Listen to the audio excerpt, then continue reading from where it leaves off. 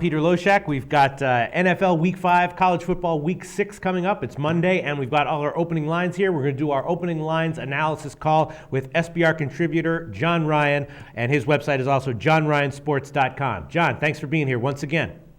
Thanks for having me, Peter. All right, first let's get into the college football openers. Week 6, college football Week 6. A lot of lines people have been debating on the forum. The forum has been a buzz about a lot of these lines. The first one that people have been talking about is Texas, Oklahoma. Now, Texas is a 9.5-point home dog to Oklahoma. Oklahoma's obviously been awesome. What do you think about that line? I think it opened at like 8.5, and now it's up to 9.5. I mean, you think it's going to move anywhere, and you think there might be value on either side? Right now, as we speak, there's 4 different books that have 4 different lines ranging from 8.5 to 10. Sweet Jesus. So I think they're trying to find an equilibrium here, and the betting is all over the place. But I think the public's going to bet Oklahoma. You think so? Yeah, because Oklahoma is who they are. They're favored already by 8. The public's going to think this is a team that is not going to lose, and they'll find a way to cover the spread.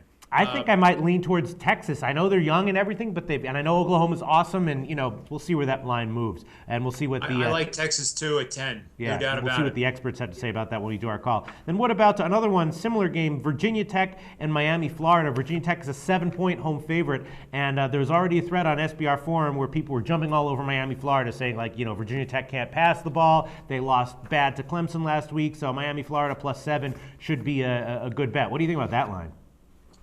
That's a tough one because I actually lost with Virginia Tech last week. I thought that was going to be the score of the final result, Peter, but I had the wrong team. Yeah. So Virginia Tech is a very puzzling team right now. They obviously, like you said, cannot pass the ball. They're one-dimensional. However, Frank Beamer is a great coach, great special teams, and he has a knack of being able to turn things around in a hurry.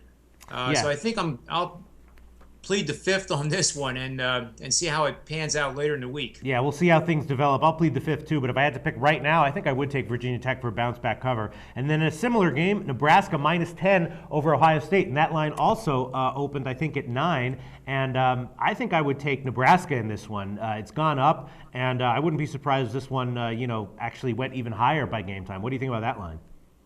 I agree 100%. I think Nebraska got their welcoming. This past weekend, I did have Wisconsin in that game. Wisconsin is obviously one of the teams that can contend for the BCS title. Ohio State is nothing close to what their perennial tradition is or was. And Nebraska is a solid football team. They just they got into an introduction, if you want to call it that, last week to Big Ten football. Exactly right, and I will say that on our experts roundtable, on our college football experts roundtable last week, they called that. They said, exactly what you said. It was a welcome to the, it was a wake-up call for Nebraska, and they called Wisconsin as a good bet as a 9-point favorite. Another one I'm looking at, and I did bet a little bit initially. Indiana is again a 16.5-point home underdog. I bet them last week, and they actually wound up closing, I think, closer to 14. And now again, Illinois is a solid team, but they haven't gotten blowout wins, and I bet Indiana plus 16.5 on opening. I think that's a pretty decent bet. I think we might see another line that closes at 14. Yeah, I think, for lack of a better phrase, if it ain't broke, don't fix it. I think Indiana, double-digit dog. I think they're an underrated team still. The public doesn't believe, and I think you did the right thing. Yeah, I think I Indiana agree. plus 16 is a great opening bet. Yeah, I think they are a very bad team that's not quite as bad as people think they are, and they're going to fly under the radar a little bit and keep getting these big underdog lines that have a little bit of value. Then what about, just if you have any thoughts on this, on Thursday, Oregon -23.5 at home over California. Now, Oregon's obviously awesome, but California, they're a Big 12 team. 23.5 points. What do you think about that line? Well, it's 24 right now, and again, This is one of those games that the public's going to look at and they're going to say, wow, Cal has no chance at all. For what it's worth, I have a special thread that SBR is running where I'm going to provide information on this game every single day throughout the week. We did this last week with BYU and Utah State, and I had BYU in the under. Obviously, one won, one didn't. So hopefully we do a little bit better this week and go 2-0.